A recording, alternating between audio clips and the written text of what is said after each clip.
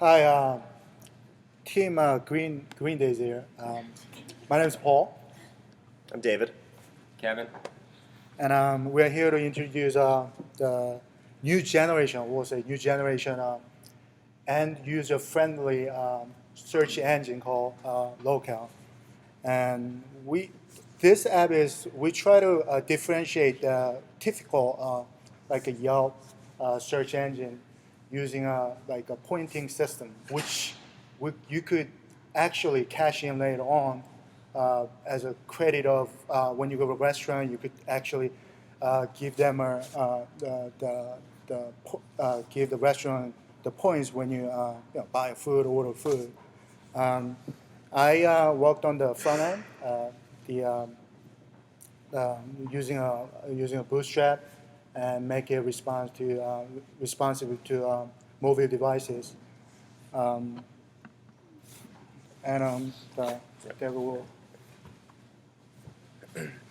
So the main point for developing this application, where we got the idea, is we wanted to give local users an ability to connect with their local businesses. This is something that people talk a lot about today, where they're saying, oh, I shop local, I shop small business, and there's we think about technology, we think about the internet and how these kind of things can connect us across the world, but there's also something to be said about using the same technology to bolster our own communities right here. So our mission statement was to connect local town folk with the local businesses. Locale, which is the name of our app, it allows users to collect points and rewards them for shopping at local businesses. And on the other side of things, it gives local businesses a community to be explicitly a part of as the small business community on the internet through an app, while also rewarding them with free advertisement. So the way that users collect points is by checking into places, and also by sharing the business they were at on their social media. In return, they get some sort of perks, whether it's a coupon or a deal or something like this. We basically we used a Yelp search and we filtered it by whether a business was claimed, which is for now the best kind of way to figure out if it's a small business or not. And then we superimposed those results over a Google map. And we also have accounts for people to log in with, and that's what stores their information. So these were some of the technologies we used. Obviously, Firebase, jQuery, Bootstrap, and InfoBubble, which is a variation. It's actually just a Google Maps library to be able to style the info window that pops up when you click on a marker. And then we used Facebook Graph API, the Maps API, and the Yelp API. Sorry. Yes. So our workflow is kind of like this. New users log into the app either through our login management or through Facebook. They can then search for whatever they want to eat or whatever they're looking for. And this gets filtered by whether it's been claimed by the owner, and then it's placed on top of a map. Upon checking into the business, you receive a locale point, and the business information is saved in your account, so then you can go back later and use it or share it. And so when you log back in, you can see the businesses you've already been to and your points count. So I'll let Kevin go ahead. So I'll talk a little bit about what happens when you log in. So if you're a new user, your username is stored on Firebase. And if you haven't checked into any places, it'll create a new spot in Firebase for that. And then if you have, it'll return all of those values. And the Facebook wrapper, this is the HTML, where initially you have to set a scope. If you look at 66, there's a few different things that you can authorize Facebook to get, we can get from Facebook. And then the Facebook Graph API essentially sends you back an object with all of that information that we can use. Yeah. Oh, this is it. Sorry. Oh, yeah.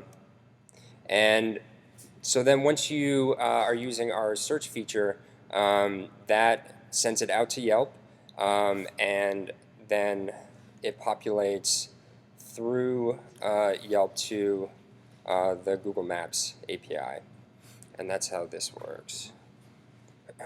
Yeah. So this is the beginning of the Yelp search, and you see on here these are the parameters for the API itself, and we don't need to go into that. The part that's unique about our code is here at the end, where we take the information and we put it into a special object that we've called locations, and we push this object into locations. This is all the information from Yelp, and then that location, and then we run a search function, and that's what powers our map. So over here, these are just sort of standard like initialize the map, clearing markers, these sort of things. We have a Geo Coder, which means it takes an address and it converts it into a latitude, longitude position in order to display markers on a map. So so over here, and this is where you see we're using that object we created at the end of our Yelp search portion of the code. So it's the location and things like this, and then it goes to the geocoder, and if it is successful, it creates all these different markers. And when you click on one of the markers, it creates an info bubble, and the info bubble we've hard-coded it in HTML into the content of it, which has a button, which we then pick up with jQuery in order to, when you click that button, that says I ate here. And it goes through here, right? So this is Yep. And so this is what the Firebase looks like, essentially.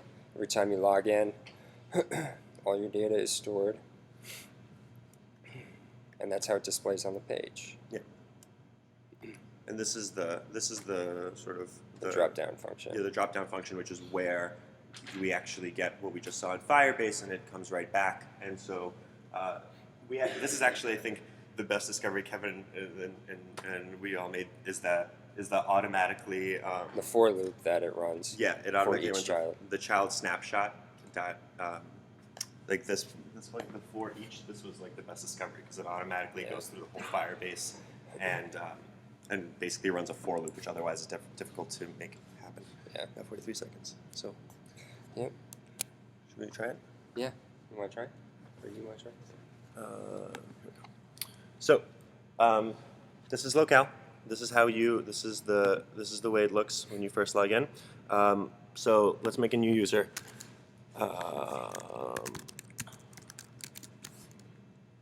So there you go. You're a new user right now. You're logged in, and then you can say, let's go for tacos in. Oh my gosh, Cleveland, Ohio. How about that? So we see that the map automatically goes to Cleveland, Ohio, and changes its bounds, and then we get some search results over here. When you click on one of these, it gives you the information, and you can click I ate here. When you click I ate here, it should see you have one locale point, and it tells you where you've eaten. So let's say afterwards, actually, I'm not from Cleveland. I'm from Jersey City. So let's eat tacos in Jersey City. Click submit.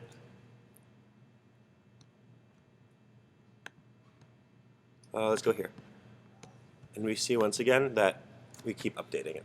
So, yeah, that's good. Yeah. Yeah.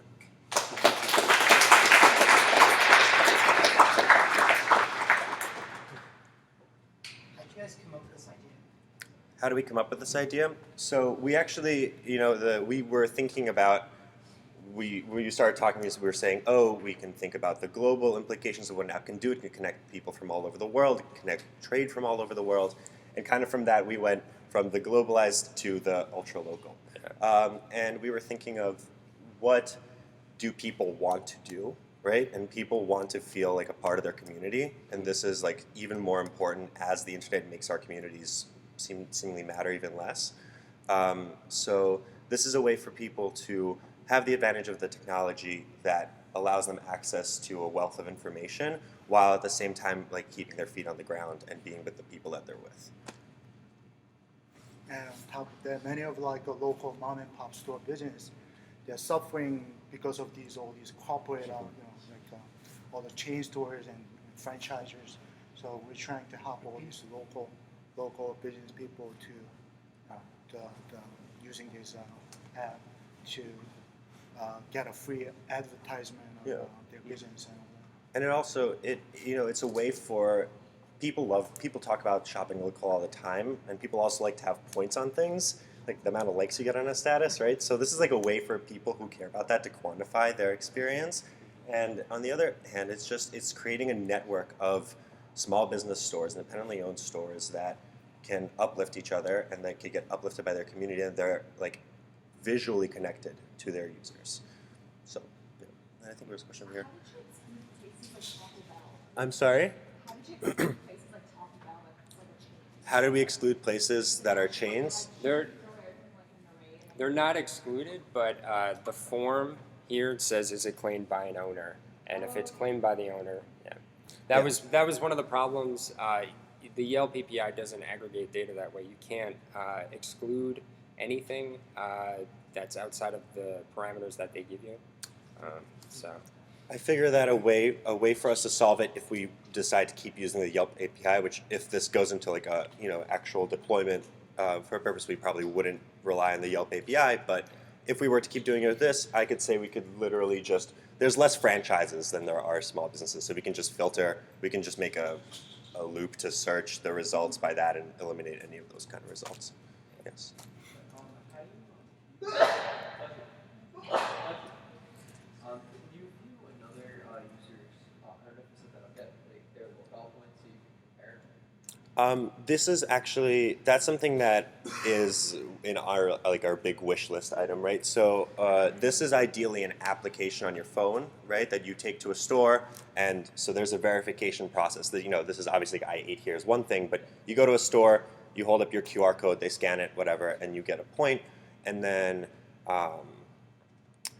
there could be a community. There's like a local community scoreboard, like who has the most locale points, right? Like who. And we had a bunch of ideas. Like you can make, if you can invite your friends to a place to eat through the app, and then if you both show up, and you both get your stuff scanned, you get like extra points for like setting an appointment there.